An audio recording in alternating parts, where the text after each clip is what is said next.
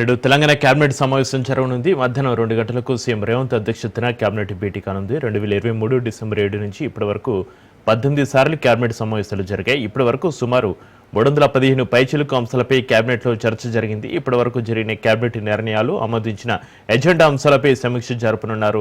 స్థానిక సంస్థల ఎన్నికలు, కొత్త రేషన్ కార్డుల పంపిణీ, యువ వికాసం పథకంపై కేబినెట్లో చర్చ జరగనుంది. ఇక స్టాంపులు చట్ట సవరణ బిల్లును కేబినెట్ ఆమోదించనుంది. ఎన్డీఎస్ఏ నిపుణుల కమిటీ సమర్పించిన నివేదికపై చర్చించనున్నారు.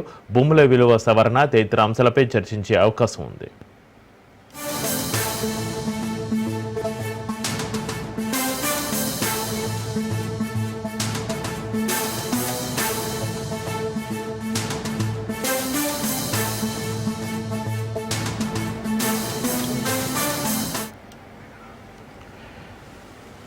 నేడు తెలంగాణ కేబినెట్ సమావేశం జరగనుంది. మధ్యాహ్నం 2 గంటలకు సీఎం రేవంత్ అధ్యక్షతన కేబినెట్ భేటీ కానుంది. 2023 డిసెంబర్ 7 నుంచి ఇప్పటి వరకు 18 సార్లు కేబినెట్ సమావేశాలు జరిగాయి. ఇప్పటి వరకు సుమారు 315 పైచిలుకు అంశాలపై కేబినెట్లో చర్చ జరిగింది.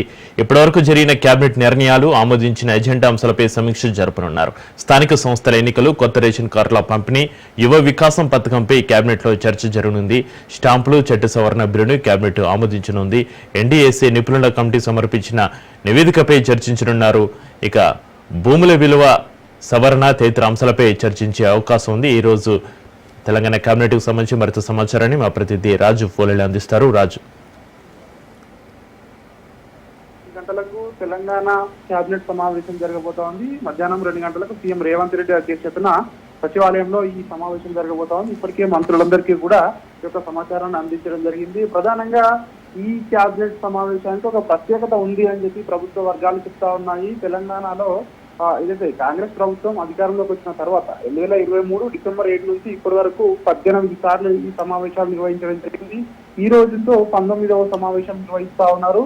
ప్రధానంగా ఇప్పటి వరకు దాదాపుగా 315 పైచిలుకు అంశాలపై ఈ కేబినెట్ సమావేశాల్లో చర్చ జరిగింది. అయితే ఇంతకు ముందు జరిగినటువంటి చర్చలన్నీ కూడా అందులో తీసుకున్నటువంటి నిర్ణయాలు కావచ్చు, ఇతర అంశాలు కావచ్చు, సో వాటి అందులో ఆమోదించినటువంటి ఎజెండాలు కావచ్చు, వాటి యొక్క అంటే ఎక్కడి వరకు వచ్చాయి, ప్రభుత్వం తీసుకున్నటువంటి నిర్ణయాలు ఎంత మేరకు అమలవుతా ఉన్నాయి, వాటి యొక్క స్థితిగతులపై కూడా ఈ రోజు సమావేశంలో మరొకసారి రివ్యూ చేసే అవకాశం అయితే మనకు కనిపిస్తా ఉంది. ప్రధానంగా ఈ యొక్క అంశాలతో పాటు ఇతర అంశాలైనటువంటి స్థానిక సంస్థ ఎన్నికలపై ఈ సమావేశంలో చర్చించే అవకాశం కనిపిస్తా ఉంది. ఎందుకంటే ఇప్పటికే ఏదైతే హైకోర్టు తీర్పు మేరకు సెప్టెంబర్ 30వ తేదీలోపు స్థానిక సంస్థల ఎన్నికలను నిర్వహించాల్సి ఉంటుంది. కాబట్టి ఈ నేపథ్యంలోనే ఈ నెలలోనే ఈ యొక్క బీసీ రిజర్వేషన్లు కూడా పూర్తి చేసి సెప్టెంబర్ 30వ తేదీల ఎన్నికలు అంతకు లోపే ఎలక్షన్స్ పూర్తి చేయాల్సి ఉంటుంది. కాబట్టి దానిపై కూడా ప్రధానంగా ఈ సమావేశంలో చర్చించే అవకాశం కనిపిస్తా ఉంది. ఇక దీంతో పాటు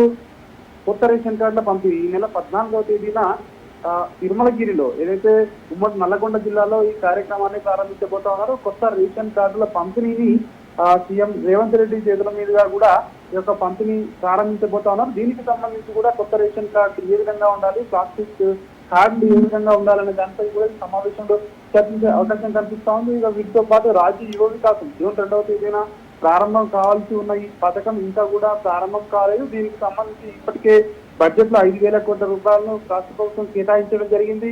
రాజీవ్ యువ వికాసం పథకానికి సంబంధించి ఎప్పటి నుంచి అమలు చేయాలన్న దానికి కూడా ఈ రోజు ఒక నిర్ణయం కూడా కేబినెట్ లో తీసుకోబోతా ఉన్నారు. ఇక ఇటీవలే రాష్ట్ర ప్రభుత్వం ప్రకటించింది స్టాంపులు చట్ట సవరణ బిల్లును వచ్చే అసెంబ్లీలో ఆమోదిస్తామని ప్రభుత్వం చెప్పడం జరిగింది. దీనికి సంబంధించి మహిళలకు రిజిస్ట్రేషన్ లో స్టాంప్ డ్యూటీ మినహాయిస్తామని చెప్పి రాష్ట్ర ప్రభుత్వం మహిళలకు ఇటీవలే చీఫ్ కబుర్ చెప్పింది. కాబట్టి దీనికి సంబంధించి బిల్లును కూడా ఏదైతే కేబినెట్ చట్ట సవరణ డ్రాఫ్ట్ ని కేబినెట్ ఆమోదించబోతా ఉంది. దీనికి సంబంధించి వచ్చే అసెంబ్లీ సమావేశాల్లో చట్టంగా మార్చే అవకాశం మనకు కనిపిస్తా ఉంది. ఇక మేడిగడ్డ అంశం, కాళేశ్వరం అంశం ఏదైతే ఉందో దానిపై ఎన్డీఎస్ఏ నిపుణుల కమిటీ ఇచ్చినటువంటి నివేదికపై కూడా ఈ సమావేశంలో చర్చించబోతా ఉన్నారు. నిన్న రాష్ట్ర ప్రభుత్వం ఆధ్వర్యంలో పవర్ పాయింట్ ప్రజెంటేషన్ కూడా జరిగింది. దీనికి సంబంధించి ఈ రోజు కేబినెట్ భేటీలో కూడా ఈ యొక్క కాళేశ్వరం అంశం, మేడిగడ్డ, అన్నారం సింధిల్లా బ్యారేజ్లకు సంబంధించి చర్చ వచ్చే అవకాశం కనిపిస్తా ఉంది. వాటికి సంబంధించి ఎన్డీఎస్ఏ నివేదికను ఏ విధంగా ముందుకు తీసుకుని వెళ్ళాలి, ఎందుకంటే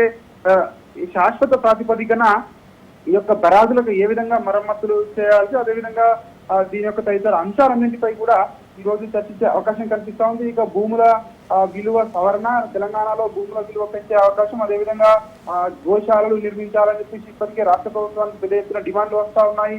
సో ఈ తదితర ఇతర అంశాలను కూడా ఈ రోజు సమావేశంలో చర్చించే అవకాశం కనిపిస్తోంది. ప్రధానంగా స్థానిక సంస్థల ఎన్నికలు, కొత్త రేషన్ కార్డుల పంపిణీ లాంటి అంశాలతో పాటు ఇతర అంశాలు కూడా ఈ రోజు చర్చకు వచ్చే అవకాశం అయితే కనిపిస్తా ఉంది. Chakri. Right, thank you Raju.